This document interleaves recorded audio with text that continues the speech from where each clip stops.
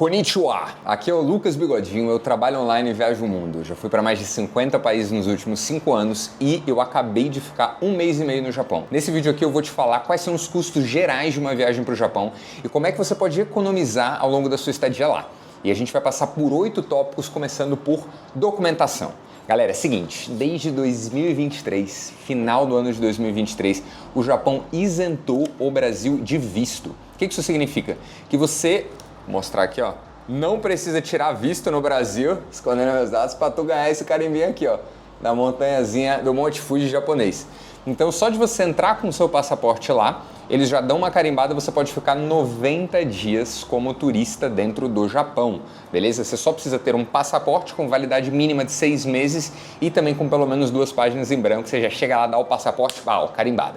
Então, gasto zero com visto. E o segundo tópico é passagem aérea. Basicamente, com passagem aérea você tem 2 opções. Ou você compra por uma agência ou você compra por você mesmo.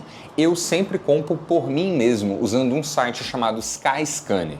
Acabei de dar uma conferida olhando os preços para 2025 e em média tá R$7.000 a passagem de ida e volta se você comprar sozinho pelo Skyscanner. No ano passado eu tava já na Ásia quando eu fui pro Japão, mas eu tenho um amigo que ele veio do Brasil e ele mandou o print da passagem dele. Ele comprou com uns 2, 3 meses de antecedência e ele pagou R$6.800. Só que agora o dólar subiu, enfim, então tá um pouquinho mais caro. O que eu recomendo para vocês? De 3 a 6 meses de antecedência para comprar a sua passagem. E aí tem uma coisa que é muito importante quando você for escolher a época para comprar o seu voo no Japão, que são as estações japonesas. Aí vem a primeira grande dica. Diferente do Brasil, o Japão tem realmente 4 estações. Você tem um verão muito quente, você tem um inverno que neva, para quem não sabe, neva no Japão. Você tem uma primavera onde tudo floresce, você tem um outono onde as folhinhas vão caindo naquele estilo. Dicas. O inverno só é bom se você quiser esquiar. Se você não quiser esquiar, esquece o inverno no Japão. Lembrando que o inverno lá é invertido com o do Brasil. Ou seja, quando no Brasil é verão, ali no final do ano, dezembro, janeiro e fevereiro, no Japão é inverno. E o verão, galera, é muito quente. Não vá para o Japão no verão, junho, julho e agosto. Eu tenho 2 amigos, um amigo e uma amiga, na verdade, que foram para o Japão nessa época e eles falaram que é horrível, você vai ficar suando, tipo assim, não recomendado. Então só sobram 2 principais estações se você puder escolher, que é a primavera ou o outono. A primavera é muito famosa no Japão por conta das sakuras, né, que são aquelas cerejeiras, elas começam a florescer nessa época. Já o outono também tem paisagens bonitas, com folhas laranjas, mas é menos movimentado que a primavera. Ou seja, se você quer buscar os lugares no Japão com menos pessoas, eu recomendo você ir no outono. Agora, se você quer ver as cerejeiras, vai na primavera, e isso é uma dica para na hora que você estiver escolhendo o melhor mês para comprar passagem. O terceiro tópico é hospedagem. E galera, vou ser bem sincero com vocês, hospedagem é o que eu achei mais caro no Japão em termos gerais. No mês que eu passei lá, eu fiquei em hostel no começo, eu fiquei em Airbnb, que são aqueles apartamentos na plataforma, fiquei em hotel também. E no geral, no Japão, as coisas são um pouco velhas e o custo-benefício não é tão bom assim. Eu diria que o maior problema do Japão é a ocupação. Tem muita gente, são mais de 120 milhões de pessoas naquela ilha e os lugares são muito pequenos para você se hospedar. E aí tem uma diferença também entre cidades. Eu passei por Tóquio, Osaka e Kyoto, que são as 3 mais famosas na primeira viagem no Japão, e também fui para Fukuoka. O que eu senti? Em Tóquio e Kyoto a hospedagem era mais cara. Osaka ficou um pouco mais barato e Fukuoka lá no sul ficou bem mais barato. Mas ainda assim, em média, eu pagava R$250 por um hostel, sim, para dividir um quarto com mais 8, 10, 12 pessoas. E quando a gente ficou em hotel, em Airbnb, eu pagava entre R$500 a R$700 por um lugar ok. Lugar bom, mas assim, nada demais, nada luxuoso, mas eu também não fui nos mais baratos, que eram mais longe. E aí agora eu vou dar uma outra grande dica para vocês. No tempo que eu fiquei no Japão, eu peguei 2 feriados nacionais. O preço de hospedagem triplica em feriados nacionais. Então quando você tiver para reservar a sua ida para o Japão, se certifique de que ou você não está indo durante feriado nacional, porque eles têm muito turismo interno lá, ou 2, você reserva a sua hospedagem com muita antecedência. Porque alguns dias a gente deixou para reservar em cima da hora, acabou pagando muito caro para lugares não tão bons assim. E aí, quais são as plataformas que eu usei e que eu recomendo? São 4, tá? Hostel World, para você procurar hostel, se você for mais jovem, quiser compartilhar o quarto ou economizar. Booking.com e Agoda.com para procurar hotel. O Agoda não é tão conhecido no Brasil, mas é muito usado em vários países diferentes da Ásia. Então, várias vezes eu ia pegar pelo Booking, mas olhava pelo Agoda e tinha uma opção mais barata. E por fim, o Airbnb. Também funciona muito bem lá no Japão. Na maioria das vezes o hotel é mais barato que Airbnb lá, mas quando a gente pegou com antecedência, em um caso a gente conseguiu um preço muito melhor pelo Airbnb. A gente estava viajando em 3 pessoas, conseguiu um de 3 quartos e ficou muito legal. Então, no geral, você vai gastar aí entre 250, 300 a 700, 800 reais por dia de hospedagem no Japão, dependendo do seu estilo de viagem. E agora a gente vai entrar em transporte, mas antes, se inscreve no canal, dá um like no vídeo, você vai me ajudar a poder te ajudar. Eu vou continuar viajando, fazendo mais conteúdo e isso aí não te custa nada, é só se inscrever, dar um like ali que você já consegue acompanhar os meus próximos conteúdos, beleza? E a maioria das pessoas que me assistem não se inscreve no canal, não sei porquê. Você pode me ajudar com isso? Vamos continuar. Transporte. Eu separei transporte em 2 tópicos, tá? Dentro da cidade e fora da cidade. Dentro da cidade, quero dar uma dica para vocês que a maior parte do transporte público lá no Japão funciona com um cartãozinho que eles chamam de Suica. Tá vendo aí? Você consegue baixar o aplicativo no seu celular. Na verdade, no iPhone, por exemplo, você na própria carteira você já consegue adicionar. É só clicar no maisinho, colocar lá Suica e ele já vem no seu celular. E você paga tudo com o próprio cartão eletrônico do celular. Então assim, em ônibus, em metrô, tudo isso você só chega e por aproximação você já paga. Para mim foi muito vantajoso, porque você não precisa ficar indo lá, comprando ficha e saindo. E é até em conta, assim, eu diria que é o mesmo preço do metrô de São Paulo, o metrô lá no Japão. E funciona muito bem, tá? Uma dica para vocês que estão indo para o Japão, para fazer essas compras, seja de metrô, seja para colocar o cartão eletrônico aqui ou qualquer comprinha no dia a dia, eu recomendo vocês usarem a Nomad.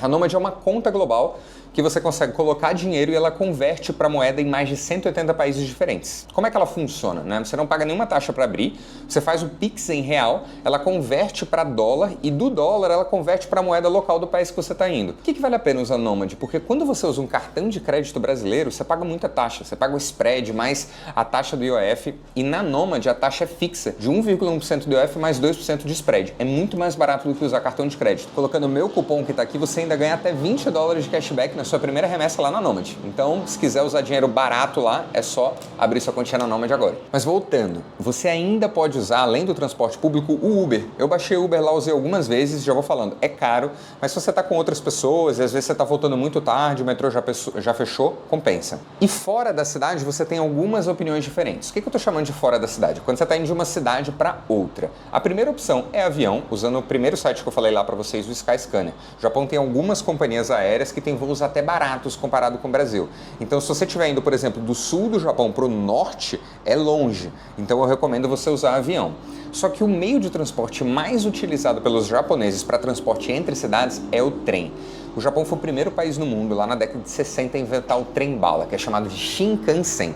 Já vou falando para vocês, ele não é barato, mas é uma baita experiência e muitas vezes entre tipo Tóquio e Kyoto, Kyoto e Osaka você vai de metrô, mas entre essas distâncias você chega mais rápido com o trem-bala do que com o avião, por conta do tempo de fazer check-in e outras coisas. E agora vai uma dica, tem um site chamado JR Pass, que você consegue comprar um passe de trem ilimitado por algum período de tempo. Isso vai depender do número de viagens que você vai fazer usando o trem lá no Japão. E no próprio site, que está aqui no link da descrição, você tem acesso a uma calculadora, onde você coloca o tanto de viagens que você vai fazer e ele te diz se vale mais a pena você comprar tickets separados ou comprar esse passe limitado por algumas semanas. Eu recomendo que vocês usem o trem pelo menos uma vez. É uma baita experiência, é legal porque você vai vendo a vista no caminho, eu adorei. Lá de Tóquio para Kyoto a gente pagou na época uns quase R$600 por pessoa para fazer esse trajeto, mas é uma experiência e vale a pena. Alimentação. Galera, para minha surpresa, comida é mais barato do que eu imaginava no Japão. Eu tive algumas das minhas melhores refeições por tipo R$40, R$50.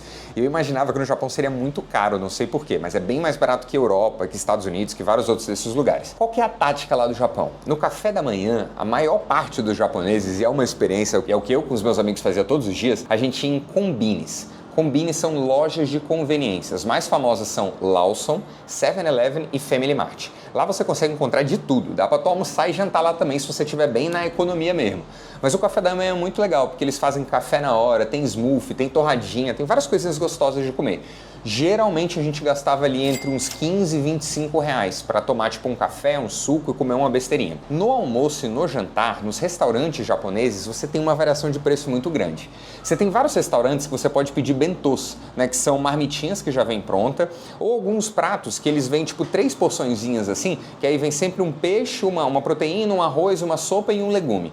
Isso geralmente em restaurantes tradicionais custa entre 30 e 50 reais, tudo bem? Sushi, que é uma parada que o brasileiro adora comer, lá no Japão tem de todos os preços. Eu comi sushi de 50 reais e comi de 600 reais.